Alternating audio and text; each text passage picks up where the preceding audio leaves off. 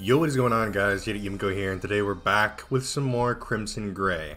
Before we get into the video, I just want to let you guys know that all of my visual novel games, all the progress has been wiped for them, even on Steam. So games like Cinderella Phenomenon and this game as well have been completely erased, including past games such as Everlasting Summer or Angel Wings. So just a heads up, the cranking of videos might be a little bit slow because I'm gonna be needing to catch up on some of those. This one though, pretty simple. We weren't too far in.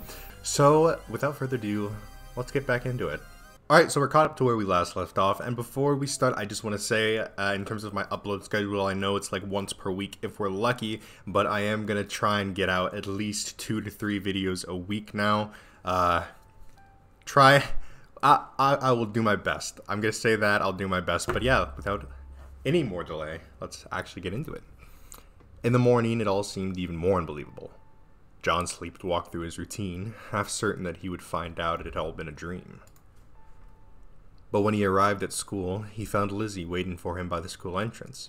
She looked like she could have been waiting there the entire night. When she saw him, though, her face lit up. John, you're finally here. I've been waiting for so long. Good morning. Yes, it's a wonderful morning. I spent so long too nervous to talk to you, afraid that you would hate me. But after we had such a nice talk, now I'm barely nervous at all. But my heart, it still goes crazy every time you get near. John. Isn't it horrible that we have to be in different classes? Lovers shouldn't be separated like this. Will you eat lunch with me today, please? Won't you? She could sound so adorable.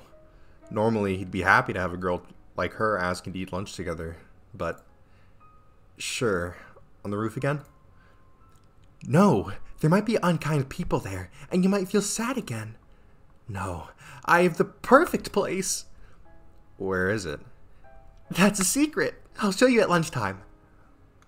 He really wasn't sure how to feel about that. For once, John had something to look forward to. Or dread. He wasn't sure. The minutes seemed to crawl by until it was finally lunchtime. When he went looking for Lizzie, he discovered that she was waiting behind him, completely silent, watching him. Hi, Lizzie. Let's go, let's go! We don't need to go to the cafeteria. This way! She practically dragged him away from the school and onto one of the paths in the nearby forest. Soon they got far enough that they couldn't hear any sounds from the school. Here's just perfect. Just perfect. Lizzie faced away from him, giving a soft little laugh. Then suddenly, she swirled around, thrusting something toward him. A lunchbox. I worked really hard on this. You have to eat it. You have to. Okay. Thanks, Lizzie. She gave a little squeal and promptly sat down on a small rock. It seemed that she had a second lunchbox of her own, but she kept it on her lap until he opened his. John was braced for a horror show, but to his surprise, it was just normal food. It actually looked pretty good. He took a bite, and it tasted good too. John realized that Lizzie was staring at him intensely, as if her life was on the line, so he smiled at her. It's really good. Yay! I worked so hard on it. So, do you want to just eat together, or? This is a date, isn't it? We should get to know each other more. I want to know everything about you. Well, I'm nothing special. That's not true. Let me see what to say. Despite himself, John found it easy to talk to her. He was sure he was sounding like an idiot, rambling about stupid, mundane topics, yet she listened to every word with rapt attention. It was bizarre to have someone actually care about his life. His father never had the time. His friends were too busy with their own things. Miss Smith was just listening professionally. But Lizzie really cared. He knew she wasn't well, that her obsession was probably a sickness. Yet a pathetic part of him didn't care, was just happy to have someone paying attention to him. Only after talking a long time did he realize that he was talking about himself like a self-centered jerk. She didn't seem to mind, but he still felt guilty. Sorry, I've been talking a lot. I can do that sometimes. Oh, don't apologize. I like listening to you talk. It's been pretty boring, though. I mean, you already know a lot about me. I want to know everything about you. I've been watching you a long time. I know all the facts, but I still don't know everything. I can't see inside your head. That's where the important parts of John are. But I can't see them. I wish there's a way to crack your head open. See all the thoughts inside. John swallowed uncomfortably. You can always just ask me what I'm thinking, okay? Okay, you're so nice, John. So, Lizzie, tell me about yourself. Oh, there's nothing to tell. I'm not important. I just want to listen to you more. Yes, but if I want to know more about you, don't you want to tell me? John is so kind. I don't deserve him. So, what about your parents? I live alone now. Neither of my parents wanted me anyway. I'm sure that's not true. They probably You don't have to make me feel better. I don't mind. You don't mind that your parents... My father never loved me anyway, and my mother's dead now. My parents were separated too. They never made it formal, but yeah, they're separated. Mom doesn't like to visit, and Dad's always at work, so it's like he's not really there. You mean they just leave you alone? How horrible. How dare they treat you like that? Clubs! Are you in any after-school clubs? When he wasn't pulling the conversation away from troubling topics, John actually found himself enjoying their talk. Or maybe he was just happy to be talking to someone and actually managing to pay attention to the conversation. He finished every bite of the lunch without thinking about it. Given the way she stared at the last crumbs while he finished them, that was probably a good thing. Too late it occurred to him that she might have tampered with the lunch, yet as she stared at him, so pleased that he had enjoyed it, John couldn't believe that she would do anything bad to him. As soon as he had the thought, he remembered the tree and shivered involuntarily. After school, John barely got out the door when he spotted Lizzie following him. It seemed as though she was stalking him at first, but when he made eye contact, she gave him a sweet smile and skipped forward. John, let's walk home together. Do we live in the same direction? No, but don't worry. I'll walk back to my house later. Which meant she did know where he lived. He really needed to be more cautious. Maybe we could do something else. You remember our promise? Yes. Getting medicine and therapy has really helped me a lot. I hope it'll help you too. Now, I think the easiest thing we could do is take you to Miss Smith. She could... No. No, I hate her. She's awful and she wants to keep you away from me. Wait a second now, that's not true. She just wants to help. John is too nice. He can't see what kind of person she is. I have to protect him. Whoa, Lizzie, wait. Calm down. If you don't want to talk to Miss Smith, we can do something else. Alright? Okay. So, probably not best to choose a woman. There had to be male Koitek pharmacists in town. Maybe one who could prescribe something. Oops. My leg. But he really wasn't sure how that worked. He'd been counting on Miss Smith to guide the process, but now he'd have to figure it out himself. Lizzie, I need to do a little research first. Is that okay? Okay, I'll follow you. Maybe it would be better if I did it myself. No, I don't like that idea. I'll see you tomorrow, okay? You can bring another lunch. Okay, see you tomorrow, John. He hoped that medication would help her stabilize.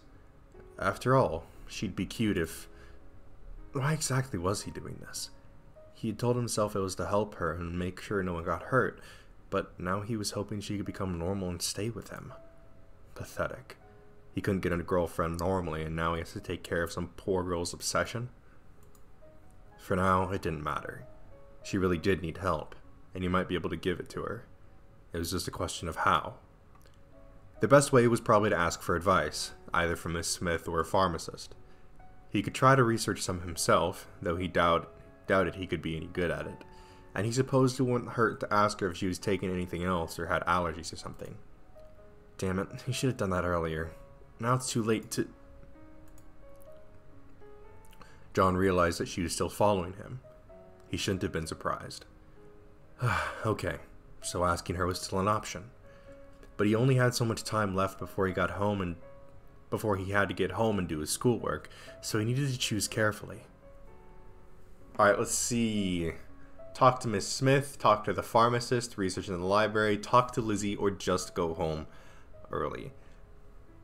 We're definitely not talking to Miss Smith because, I mean, you saw the reaction she just had. So how would she feel if I just went to Miss Smith to talk about it, right? Like, that's going to get Miss Smith killed, I feel like. So we're not going to her. I'm not going to go home early. We could talk to a pharmacist, research in the library. Personally, for me, I'm going to narrow it down to talk to the pharmacist or talk to Lily. And considering she's following us, she'll probably follow us the whole way, so I feel like we could probably still have plenty of chances to ask her about allergies and stuff like that. So let's go ahead and talk to the pharmacist. John explored the part of town where he thought he remembered a Koitek pharmacy. It turned out his memory was right. It was staffed by a male pharmacist. The middle-aged man gave him a perfunctory nod and listened patiently enough as John described Lizzie's symptoms without mentioning her directly. I'd recommend Paxitine or Cerazine. Either one could... No, that's not enough.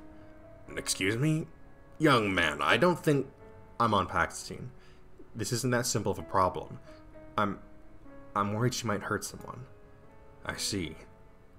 Is there something you should tell me, young man? No, I just want to help. I wish someone had made me get help earlier, and I want to be that person for her. If the condition is serious, I do have 2 suggestions. You need a blood test to prescribe either one, though. What do you suggest? Either Nilazine or Yandequil. Nilazine is better if the problem is mental. Yandazil if the problem is emotional. Unfortunately, it was both. Thanks for letting me know about those. I'll see if I can't convince her. Not many people your age would go through so much trouble for a classmate. You're a good kid.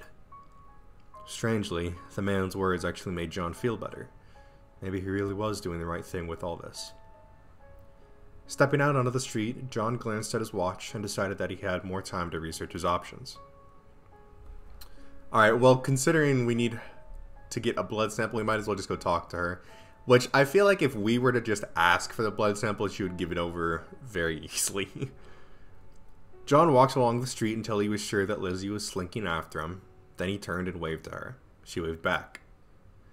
Hi, John. Did you change your mind? Can we go home together? I knew you... No, I just wanted to check on you. Are you taking any medication right now? Have you had any bad reactions in the past? Oh no, I've never taken anything. My mother always took too many drugs. It scared me when I was little. I see. Are you sure you're really alright taking medication now then? Aw, John is so considerate. Don't worry, I'll be fine. I see you take your medicine every day to try and get better. I want to be like you. Okay, good. I think. I hope it'll help. I'll take anything you give me, John. It was getting late, and John realized he needed to get home quickly if he wanted to have time for his homework. On his way back, he was sure that Lizzie was following him, but couldn't get a clear look at her. At least it was only one more day until the weekend. Friday passed faster than John had expected. Lizzie was nearby at all times, and they ate lunch together, but things were almost normal. Almost.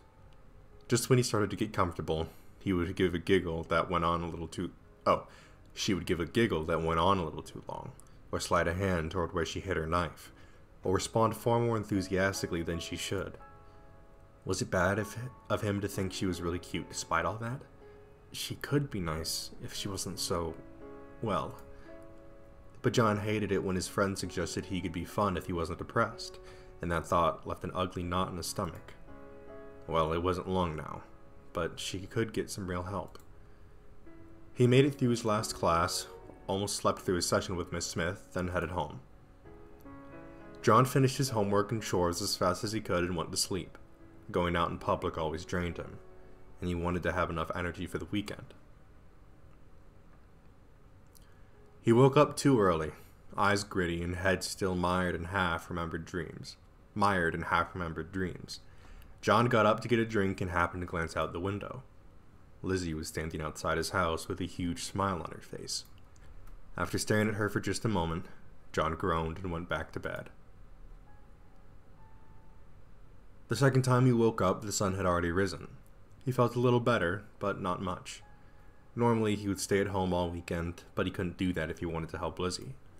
She was still standing outside his house, in exactly the same place with exactly the same cheerful expression.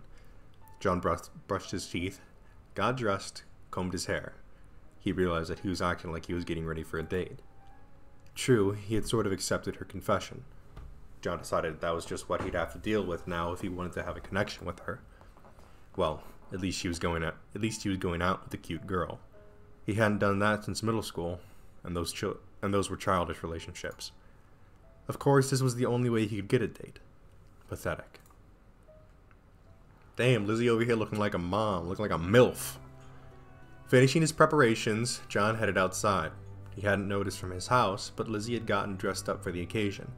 He'd never seen her outside her school uniform, and it made him hesitate for a moment.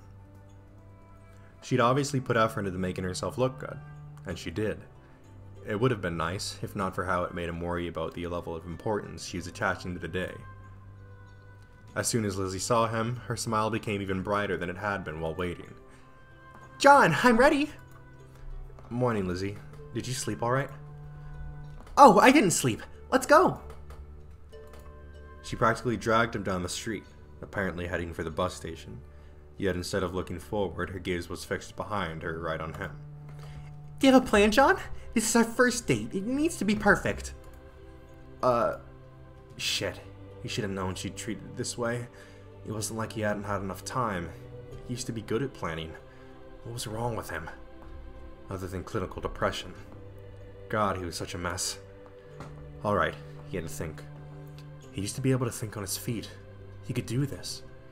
So, I wanted to deal with the medication issue first so the rest of the day can be fun, right? Sure, whatever you want. If we get a blood test, we'll need to wait a while. I was thinking we could get the test first, then eat breakfast, then get the results. That should give us the entire rest of the day. That's such a great plan. Let's hurry. John was glad to hear her respond so happily, but wondered if she would have said that no matter what he told her. They took a bus across town to the farthest pharmacy and ordered a standard Koitek sampling. He'd been nervous that Lily might react poorly to the needle, but she just smiled sweetly at him while they took a bit of her blood, then hopped back up. Look, the band-aid has little kittens on it. It's so cute. You want to eat something now then? Yes. They walked to a nearby bakery and he bought them a pair of pastries. One of the only advantages of his workaholic father was that at least he had a decent amount of spending money. Lizzie held hers in both hands and began cheerfully nibbling at the end of it. She stared at him while she was doing it, but otherwise she looked ordinarily cute instead of scarily cute. Nom nom nom. I didn't know you could act silly. I don't hear you laugh very often. You look so sad, and that makes me sad too. And like that, his good mood crumbled. I know, I'm always ruining everything. I don't know why anyone stays near me when I No! Lizzie took his pastry and stuffed it in his mouth to shut him up. You're not depressing at all, John. Just being around you makes me feel warm inside. I just want to see you smile more. When you smile, I feel like maybe everything will be alright. His attempt to talk with the pastry made Lizzie giggle, which made him laugh, which just set off a vicious cycle. After a fit of coughing, he had lost half his pastry, but regained his good mood. It had been a long time since an emotional downturn hadn't sent him spiraling towards depression. Lizzie grinned at him, and he smiled back at her. All at once, he felt guilty for trying to convince her to take medication. Who was he to tell her what to do? Worse, was he manipulating her obsession like this? It was only to help her, but did that make it any better? The thoughts troubled him, but they remained in the back of his mind as they finished eating, talking lightly. But then they were finished, and it had been a while since the test. It was time to go back. Let's go get the results, okay? Will John think differently about me? No, I just want to find a way to help you, okay? Okay. She answered cheerfully, but something in the lightheartedness they had shared was gone, and it wasn't coming back. Swallowing, John steeled himself and walked with her back to the pharmacy. Lizzie slowed near the entrance. then shuffled backwards. I'll stay here. You can bring me what I need, okay? Okay. No problem. Inside, he found the pharmacist writing something on a clipboard. When he spotted John, he immediately frowned. You almost done? I suppose that's for the best anyway. We need to talk. Is something wrong? She's not sick, is she? It isn't that kind of a test. It only takes a snapshot of a person's current condition. Is your friend going through a difficult time right now?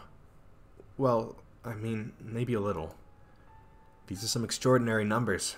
Most people only see these briefly, during the worst days of their lives. Take care of her until things pass, alright? Okay. There's something else I have to ask. It won't be comfortable, but it's necessary. Have you ever gotten the sense that she might hurt herself or anyone else? No. I can't imagine her doing anything like that. The lie was out of his mouth before he even consciously decided to lie. John regretted it immediately. Yet now it was too late to contradict himself. The pharmacist grunted and looked over his papers. Well, keep a close eye on her. Even the gentlest person could be capable of violence under conditions like these. Is it really that bad? I thought she seemed better lately. No, that must have been recent trauma she hasn't told you about. I'm certain of it. I mean, someone with numbers like these regularly, they would be completely incurable. Insane, probably, and definitely a threat to society. I'm sorry, I didn't mean to imply anything. I'm sure she'll work through things and get back to normal soon. So, can you prescribe anything? I can give you 2 weeks of either Yandequil or Nilazine. That should get her over the rough patch. Just 2 weeks? Can't you prescribe more? Not without a much more extensive evaluation, but like I said, that's all you need. I'm sure she'll recover soon.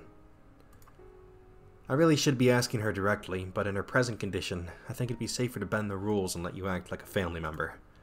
So, which do you think would be best for her? Oh, shit. So what did he say? Nilazine was better for mental, while Yandequil was better for emotional. I hope that's what he fucking said. I just want to go back. Oh, I can't go back that far. Crap. Okay. We're just going to work off the assumption that Yandequil is emotional, Nilazine is mental. But just in case, we're going to save. I don't want to fuck things up. Alright, so, if Nilazine is... What did I say? Yandequil was emotional, Nilazine was mental? God, I hope I'm getting that right. Anyways, so, if we're going off of this, her emotions are basically like, okay, I love John, and I want to do something to, you know, protect him. But then the mental part of it would be the obsession. Like, I feel like it's something where if you just suppress her emotions, then that's basically like, okay, she still has that messed up mindset, but her acting on it or expressing it just isn't as prominent. It's still there, but it's just being suppressed. While if we were to do the one that helps the mental state, the Nilazine, then that would probably, if we're suppressing that mindset, then that could very likely either help make the emotional aspect more stable, or even hopefully, but probably not, get rid of it. So we're going to go with the Nilazine. 2 weeks of Nilazine coming up. Try to help her rest, okay? Yeah, okay. Heading outside, John handed the bag to Lizzie. She had pushed pretty hard to get to this point, but he would never force her to take the medication. His father had used to talk to him like he didn't have a choice about depression medication, practically threatened to force feed him. John refused to do that to anyone else. But Lizzie didn't make an issue of it at all. Smiling at him, she opened the bag, took out one of the pills, and swallowed it without even taking a drink. She'd given the label a careful look, though. Okay, I hope you can love me now, John. Lizzie, no, I never meant anything like that. Please don't. That didn't taste bad at all. So we can go on with our date, John, now. Ugh. So can we go on with that date now, John? Can we? He wanted to go back to what he wanted to go back to what she had said, reassuring her that he meant nothing wrong by it, but his words stuck in his mouth. Maybe on some level he did mean to force her. Maybe he was repeating everything that had been done to him. But with Lizzie smiling at him like that, he couldn't fall too far into depression. Instead, John smiled back and gestured for her to follow. Without any great ideas, John thought they should go to the park. The town had a pretty nice park and it was usually empty this time of day. His friends always said that a movie was the best first date, but he suspected they mostly wanted to try to cop a feel. Besides, he was worried Lizzie would end up watching him instead of the movie. In the park, Lizzie happily skipped along the paths, often looking back to him, but at least looking at a lot of other things. As he watched, he realized that she was definitely calmer than usual. Her sweet cheerfulness seemed natural, not manic, and she even smiled at people that passed them sometimes. Could it really be the Nilazine?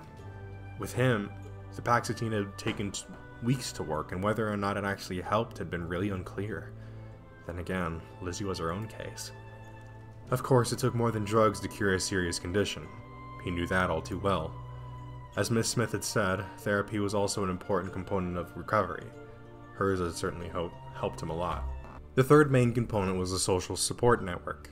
And there, he completely failed to take her advice. He still spent most of his time alone or in meaningless old relationships. But hey, now he was walking in a park with a girl his age. Maybe things were looking up. And for once in his life, things went his way. Lizzie was happy to eat fast food for lunch and didn't even try to feed him anything.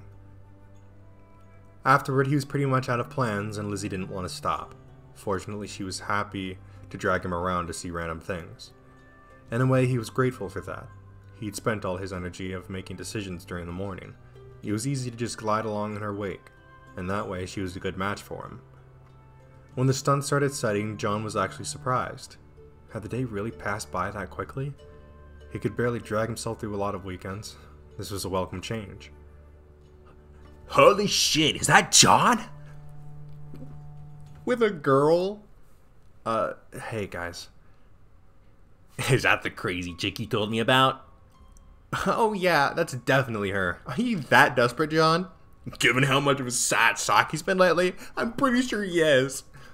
Do any of you have girlfriends? Ooh, fuck it up, John, fuck it up. You guys talk so much shit. Just leave Lizzie out of it, okay? Oh, fuck you, John. If she wasn't crazy, you could never get a girl as cute as her. She is pretty hot. I don't see why she's with you. Yeah, this really doesn't make any sense. Aw, John, are you gonna cry? Pet her not, or she'll realize how pathetic you are. His positive mood was completely gone. He knew he should check to see how Lizzie was taking the mocking, but it was the most he could do not to fall into a mire of self-hatred. As always, he felt like he should be stronger than this, less emotionally fragile, and that just added to his self-hatred. If it had been anyone else, he might have crashed completely, but he knew these guys, and he was at least familiar with their attitudes. John pulled himself together and faked a smile at them. Sounds like sour grapes to me. You all have fun with each other today? Come on, Lizzie, let's get out of here. His classmates just scoffed. John considered taking Lizzie's hand and pulling her away, but worried about how she would react. And after a moment of hesitation, it was too late. Listen here, you piece of... Uh-oh. Without warning, Lizzie stepped past John and directly into his classmate's face. He caught a glimpse of her and she seemed strangely focused. Then he could only see the back of her head. John is a good person. Holy shit, she's practically humping you. You shouldn't say unkind things about people. Her voice sounded sweet, but his classmates took several steps backwards. John was suddenly very grateful that he couldn't see her face. I've had a nice day today. I hope you all have a nice day too. Fuck this, we're out! They scrambled, just barely slow enough that they weren't running away. Lizzie stayed exactly where she had been standing, entirely still. John wanted to say something, but his mouth was too dry. Let's keep going. Okay, John? Sure. But they hadn't gotten far before John realized that he couldn't follow up on that. He had pulled himself together long enough to walk away, but now he had nothing left. It was all too much. He wasn't usually outside and in public this much. And though being with Lizzie wasn't bad, he wasn't stable enough for this much interaction. John, are you okay? I'm tired. I think I need to go home. Is something wrong? Did I do something wrong? He could hear the tremor in her voice, knew she needed affirmation, but the apathy was choking him to death. He had no energy for anyone else, no energy for anything but getting back home, curling up, and wishing he was dead. Somehow he said goodbye, found the bus, and got all the way back home. The events passed like he was suffocating in gauze, the world around him too unreal to have any effect. Maybe he should have reassured Lizzie, but it didn't matter. He was an idiot for thinking he could help her. Nothing he did mattered. Alright, we're going to go ahead and stop it right there. So we're going to go ahead and save it. Boom, there we are. And we're going to return to the main menu. Okay, we got a bit of a different loading screen here now. I believe this is how it was after you discovered it. So we probably have seen this one before. But alright, so we got some more progress. Went on a little date with Lizzie. So I think that something is definitely gonna happen to those classmates. 100,000%. But what I'm curious about is, for one, is the medicine we gave her gonna have any actual effect? And two, how did she end up this way? The pharmacist said that she must have gone through something very traumatic, which is why she's in this insane, messed up state. I mean, he literally said somebody with these numbers regularly has to be insane. Which I think we've pretty much established that she is insane. But, yeah. So, definitely interesting to try and decipher what could possibly happen next. But that's going to be it for this time. I hope you guys enjoyed. I know I did. If you did, make sure to leave a like on the video and tell me in the comment section below what you would like to see me play next. If you enjoyed this video or enjoy any other videos or series on my channel, then I highly recommend that you hit the subscribe button and turn on post notifications so you will be notified when a new one of those videos comes out. Anyways, that's it from me, and I'll see you in the next one.